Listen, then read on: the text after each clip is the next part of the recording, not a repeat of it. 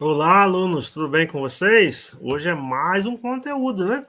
Capítulo 5, Estrutura e Interior da Terra, né? Então, capítulo 5, professor Mauro França, Geologia, terceiro semestre de Geografia. Então, qual que é o objetivo desse capítulo? Compreender os principais processos envolvidos na estruturação interna do planeta Terra e identificar a influência da estrutura interna na ocorrência de fatos geológicos na crosta, certo? Então, a Terra, de forma resumida, ela é formada por três camadas concêntricas, né? Você tem a crosta terrestre, o manto e o núcleo, né? A crosta você vai ter duas divisões. A crosta o quê? A crosta continental, onde nós estamos, a crosta oceânica, submarina, aquela que está debaixo dos oceanos e mares. Aí você tem uma película que separa essa crosta do manto superior, que é a estratosfera, onde as placas se deslocam. A crosta é formada por diversas placas tectônicas. Aí você vai ter essa película, que é a estenosfera, e depois da estenosfera você vai ter o manto. O manto é dividido em dois, né? Superior e inferior. O superior em contato com a estenosfera e com a crosta, e inferior em contato com o núcleo externo.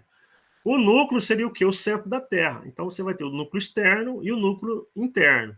Tá? O núcleo exterior e o núcleo interior. Há evidência que o núcleo interior, devido à pressão intensa que tem lá no centro da Terra, ele é sólido, mas não tem como provar. Tá? Então essas três camadas, a mais fininha delas é a nossa, que nós vivemos, a crosta terrestre, e abaixo dela você vai ter camadas mais espessas, entre elas o manto, que é a camada intermediária, e o núcleo, que é a camada interna. Tá?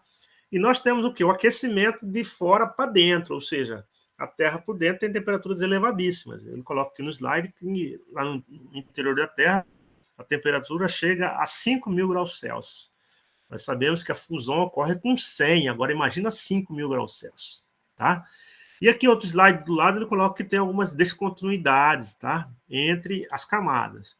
A de Morozevich fica aqui entre a astenosfera e o manto externo, e a de Gutenberg fica entre o manto interno e o núcleo externo. Então, são descontinuidades, são porções onde você tem uma certa fragmentação entre uma camada e uma outra, né? Isso é difícil de identificar, somente através de observações diretas é possível você deduzir como que a Terra é por dentro. Um exemplo, quando você trabalhar em sala de aula, que é bastante tranquilo, é tu pegar um ovo de galinha. Um ovo de galinha, ele tem o quê? A parte dura, que é a casca, que na Terra seria a crosta, né? Aquela película do ovo lá entre o ovo e a clara, que seria a astenosfera na Terra, que seria aquela película. A clara seria o manto e a gema do ovo seria o núcleo da Terra. Só para fazer uma analogia para entender como que a Terra é internamente. Aí você fala para o aluno, a parte dura do ovo, a casca, que é a parte mais fina do ovo, seria a crosta. Tá? A clara seria o manto e a gema seria o núcleo. Então você vai ter partes mais espessas dentro do ovo do que a própria casca. É só uma analogia, tá, pessoal? Aí o que acontece? Ele diz no texto que dentro da crosta você vai ter um equilíbrio entre os blocos de rochas. Isso nós chamamos de isostasia. O que é isostasia, professor? É quando você tem o quê? Uma parte externa na superfície, você observa, né, uma cadeia de montanha, uma cadeia de planalto, uma serra, o mesmo que você tem na parte externa, você vai ter no substrato dentro do manto, entre a astenosfera e o manto superior. Então, esse equilíbrio entre os blocos de rochas nós chamamos de isostasia, tá certo? Então, tudo que é exposto na superfície, você vai ter a mesma raiz dentro da parte interna da Terra, né? Então, você vai ter aquela porção que está exposta, uma grande cadeia montanhosa, aquele mesmo volume que você vê na parte externa vai estar dentro da parte interna para que haja um equilíbrio isostático, a isostasia, tá?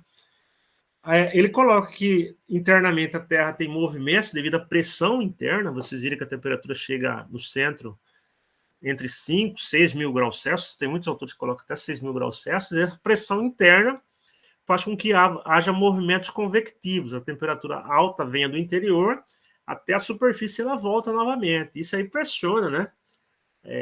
Toda a parte externa da Terra, o manto superior, e isso aí acaba o quê? Sendo refletido nas placas. Por isso que é uma movimentação das placas, tá? Então, esse movimento interno, devido à pressão interna, temperaturas elevadas, faz com que haja essa movimentação do interior do nosso planeta.